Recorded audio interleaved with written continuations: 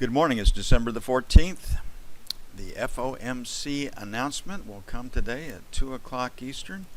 The Fed's expected to raise interest rates by 25 basis points.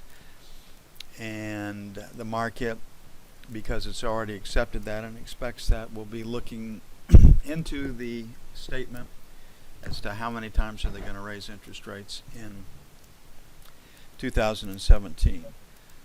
Right now the sentiment, and we'll see it'll play over a couple of months, but inflation may be starting to come back into the formula, what the market looks like. Right now it's been what's the Fed going to do, and economic strength, economic weakness. The economic numbers are cooked, especially the job numbers. The only reason they got down to where they got to is because 95 million people are on the sidelines. So unemployment's nowhere. Real unemployment is probably a little bit north of 10% when you get right down to it. But we as players will be watching for, is inflation coming to the fore with the economic news, and we'll see that with reactions to PPI and CPI. Very little news overnight. The EU's industrial production number was 0.1% negative, so their economies are still struggling, and this is what our leaders are really pushing us hard to get into, the same situation as Europe. But we have a lot of news today. PPI plus 0.2. Could happen with the price of oil. Core up 0.2, could come in a little higher than forecast. Retail sales, the big number, plus 0.4.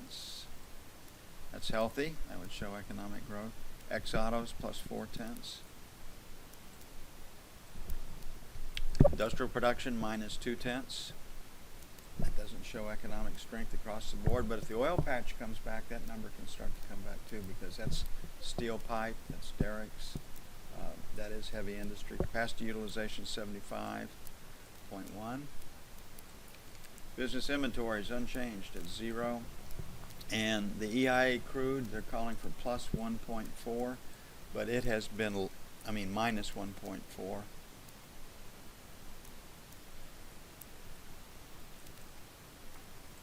Last night the APIs built 4.6, and the EIAs and API numbers have been in the same direction. If the API showed a build, EIA build. If the API showed a draw, the EIA showed a draw. So my guess is that people in the crude oil market are playing for a build in that number. Okay, the focus will be PPI, retail sales ex-auto, and industrial production.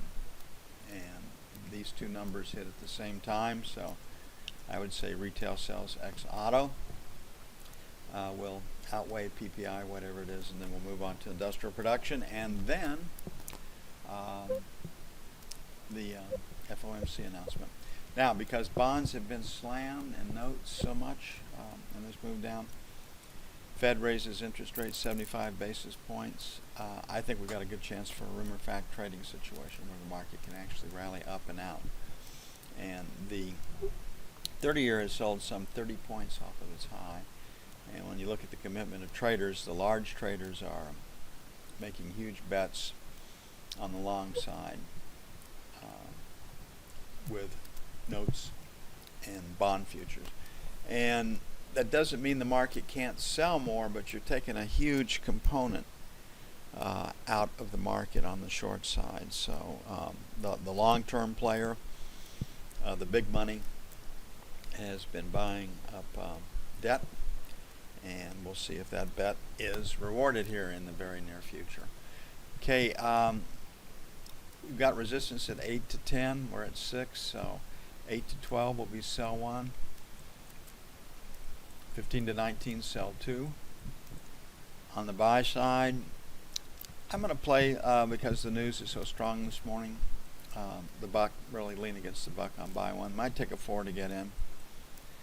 And then 21 to 25 for buy 2. But the news, the economic news, if forecast, could take the, normally would take the bond and the note lower. So we'll play for that.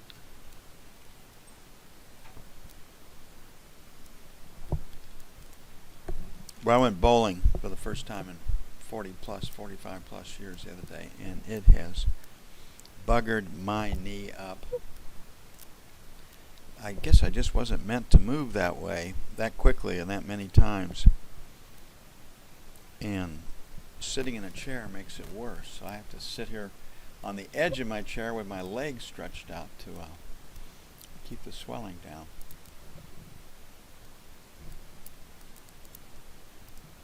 It's kind of like throwing darts. You can't go out there and tell me, God dang, my elbow's killing me. I threw darts last night.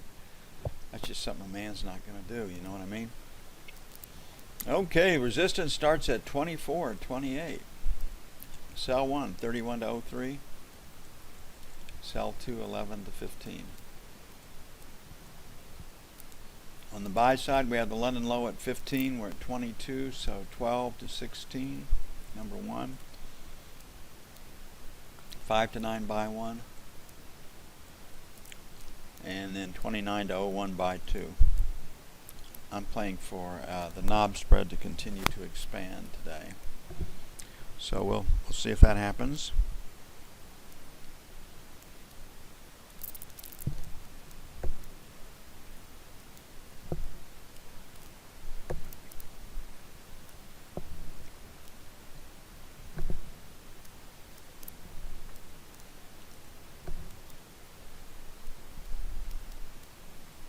Gold came back last night, probably the same reason that bonds showed some strength last night.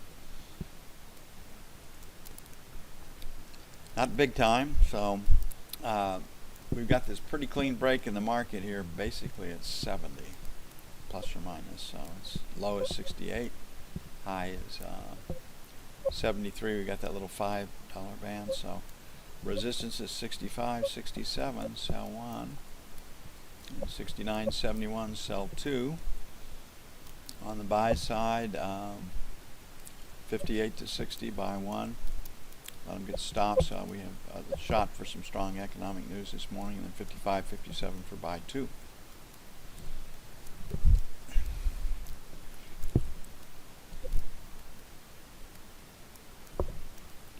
Boy, the conservative news networks are just on fire on how bad of a choice Rex Tillerson is, a member of the establishment.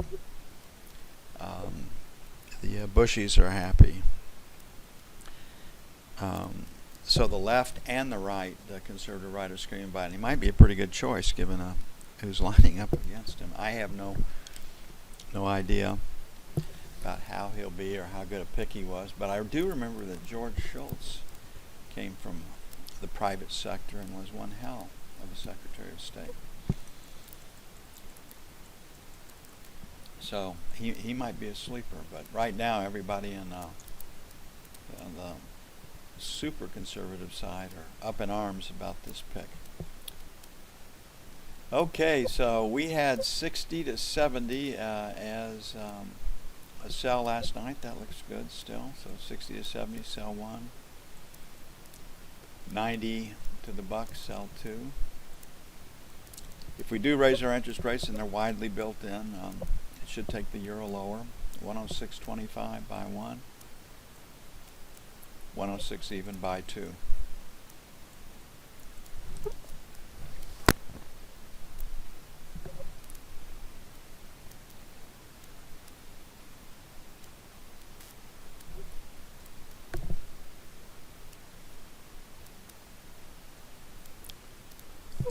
Okay, crude's going to be interesting.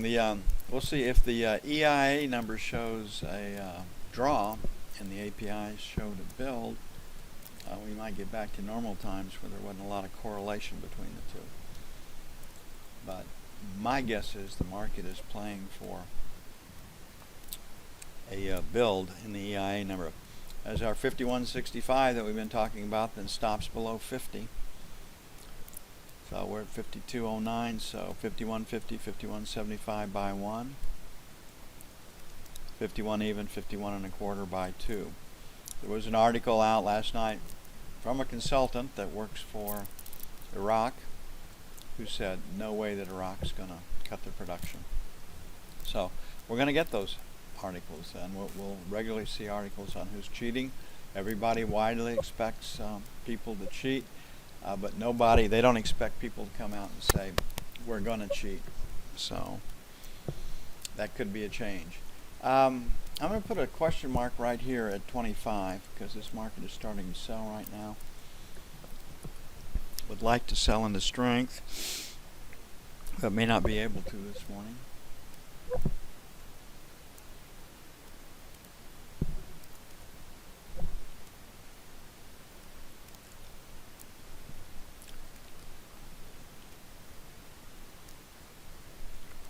Okay, the ES was the quietest of all the markets last night. Volume was way down.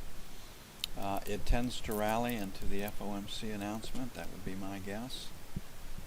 Yesterday we left the market expecting another new record close, and we got it.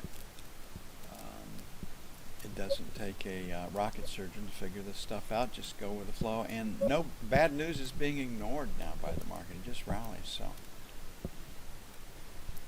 everybody expects the Fed to raise interest rates. I don't think that's going to impact this market at all. So the trade is going to be self-failure to take out 73.75. And we'll put a question mark here at 69.71. So that's the trade, though, right there, 73.75. So we'll make sell 1 69 to 71. On the buy side, we'll make it, I think we can come lower, come down into this area where the breakout was. So we'll make it 60, 62, may take a 65 to get in. A lot of times we have no range at all, like 5 points or less into an FOMC announcement, then 55, 57 for buy 2. Quick review of the news. PPI up 0.2. Core PPI up 0.2. Retail sales up 0.4. Ex-autos up 0.4. Industrial production minus 0.2. Capacity utilization 75.1. I always love that 0.1. That's a pretty sharp pencil. Business inventory is unchanged and minus 1.4 million barrels on crude. The news focus is industrial production, retail sales, ex-autos, and PPI, but PPI will be buried by the retail sales number, ex-autos. It'll take a bit to get everything up and posted. Going to get busy on that. Back with you as soon as possible.